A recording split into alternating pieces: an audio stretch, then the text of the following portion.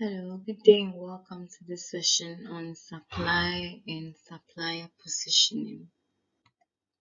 By the end of this session, you should be able to understand supplier positioning as well as understand some popular tools for positioning suppliers.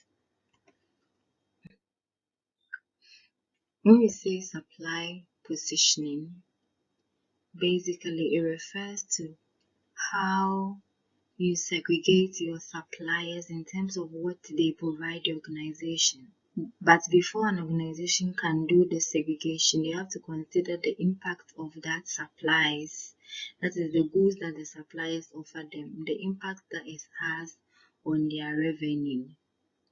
So, so as to use that as the basis for segregating suppliers. There are other factors that organizations could equally use, such as the risk factors associated with the goods, as well as the availability of the goods in the market. So in doing so, organizations cannot do this supply positioning exercise in a vacuum. Therefore, they require certain tools for doing so. Some of these tools have been discussed in this session. So when we say a supply positioning model, it is basically a tool which helps to determine the kind of relationship as well as sourcing approaches that buyers have to develop or seek to develop in relation to the various items that it procures for the organization. It is quite an expensive and time consuming exercise because the organization has to determine or identify all the various items that they require from their suppliers, as well as identify the suppliers of all those items, then determine how relevant it is to the organization, and then afterwards determine the type of relationship to adopt for each item and its suppliers. So its aim is basically to assess the importance or criticality of different items in the purchasing portfolio and priority.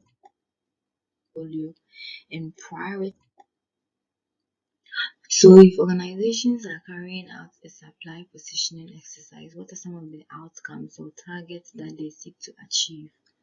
One of them is to help them better understand the relative importance of items in their given purchasing portfolio. Then the second one is to arrive at decision rules for sourcing as well as relationship approaches, and also to provide a basis for developing action plans. Because if you're able to segregate your items based on the importance to the organization, you would know how to target your efforts in terms of relationship, contract, or sourcing towards each of the supplies. And in the end, you are not allocating equally your efforts, but you are targeting your efforts based on the importance of the supply and their suppliers. It also provides a better understanding of stock requirements, thereby supporting efficient and effective inventory management.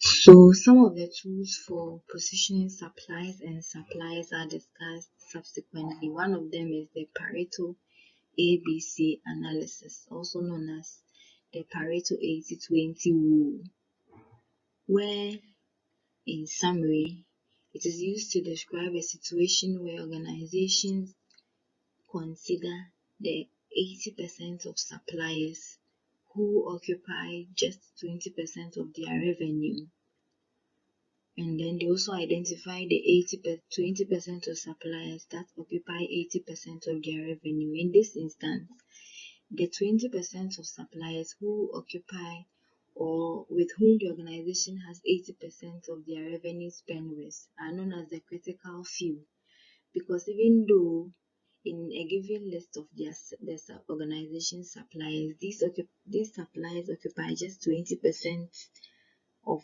the 100% of suppliers, but the suppliers spend with the organization is 80%. That is the critical few suppliers who are just 20% of suppliers occupy 80% of the organization's revenue, while the 80% of suppliers occupy just 20% of the supplier's revenue. So let's take an example. A situation where an organization deals with, let's say, 10 suppliers, and they decide to engage in a supplier or supply positioning exercise, but realize that out of the 10, two of them have their or supply them with goods that occupy the organization's annual revenue 80%. So maybe the annual revenue is 100,000 and they have 10 suppliers with whom they deal with. In determining the supplier positioning or conducting the supplier positioning exercise, they will realize that two of the suppliers used 800 or 80,000 of the 100,000 annual revenue, and then the remaining 88 suppliers occupied 20,000 of the 100,000 revenue. In essence, the two suppliers of the out of the 10 are the critical few suppliers, while the 8 suppliers are the trivial many, because in essence 8 suppliers are spending just 20,000 of the 100,000 and 2 suppliers are spending 80,000 of the 100,000 that the organization makes in a year. So, in determining the sourcing approach, the organization would realize that they require much attention in terms of those two suppliers because they are spending more of the organization's revenue. So, they have to ensure that there's security or continuity of supplies from those suppliers and that those suppliers are providing value to the organization.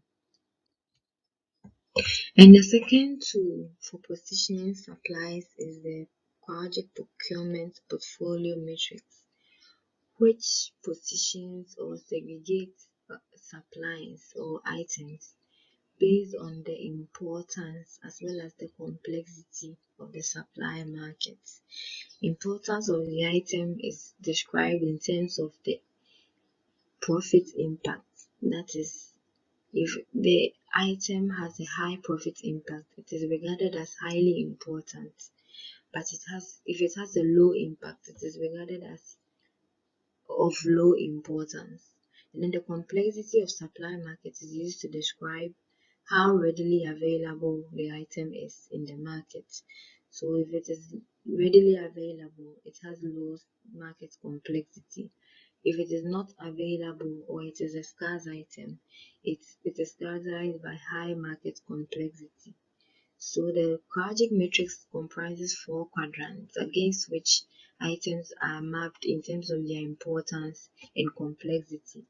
And the quadrants are critical or non-critical or routine items, bottleneck items, leverage items, and strategic items. So this is a typical project matrix. So supply risk in this instance is basically the same as the complexity of supply markets, where low supply risk means the item is readily available and high supply risk means the item is not readily available.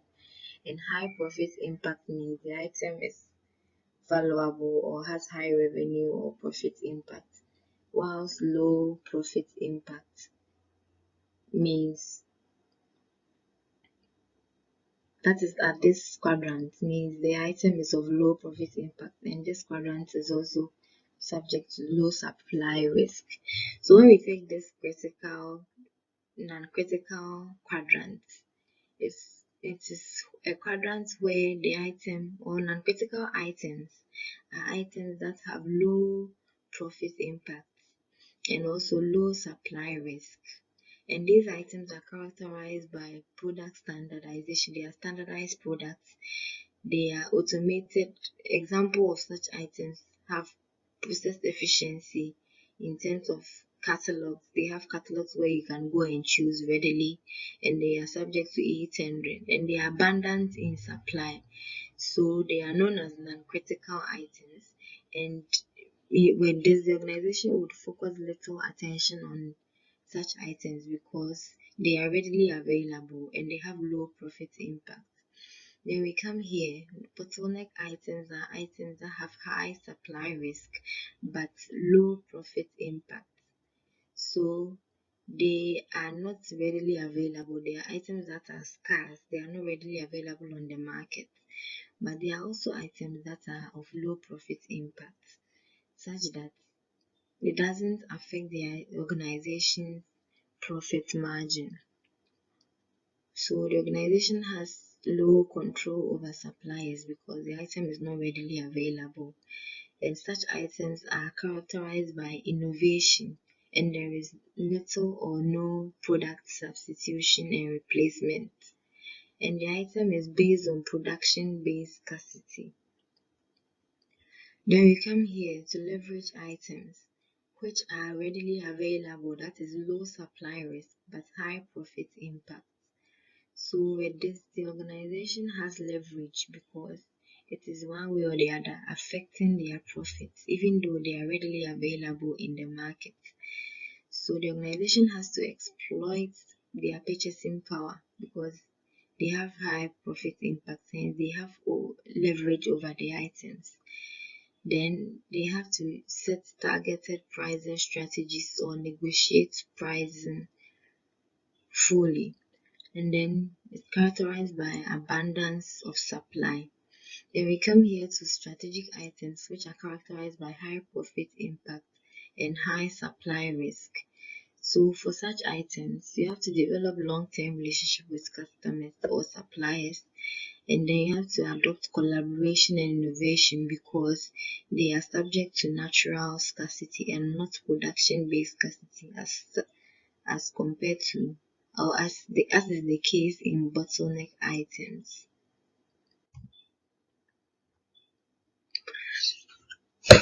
So the Kojak matrix, even though it's very useful, has some limitations.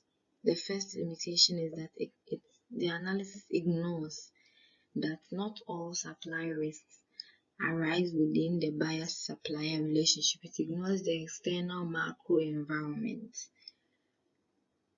Then secondly, the analysis applies or relates to supplies and not suppliers themselves.